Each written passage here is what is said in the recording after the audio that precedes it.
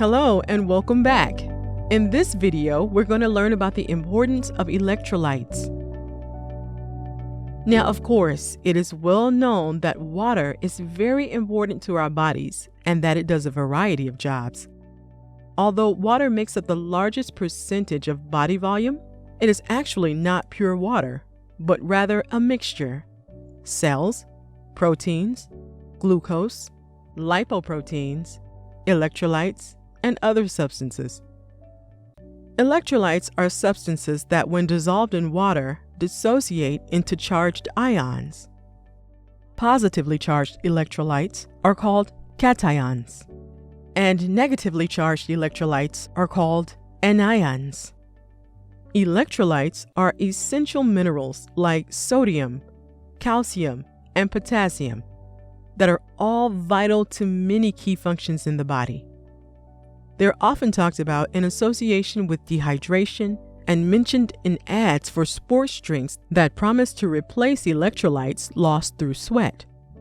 Symptoms of low electrolytes are fatigue, headache, nausea, blood pressure changes, muscle cramps, low energy, and simply not feeling well. In water, sodium chloride, the chemical name for table salt, dissociates into sodium cations, Na positive, and chloride anions, Cl negative. Solutes refers to all dissolved substances in a fluid, which may be charged, such as sodium, Na positive, or uncharged, such as glucose. In the human body, water and solutes are distributed into two compartments: inside cells, called intracellular, and outside cells, called extracellular.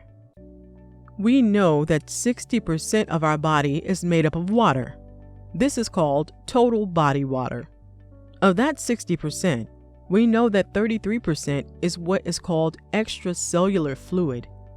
This portion of the extracellular fluid is made up of 8% blood plasma, and 25% is the interstitial fluid, which includes fluids such as spinal column fluid, the fluid found in eyes, gastrointestinal fluids, and synovial fluid.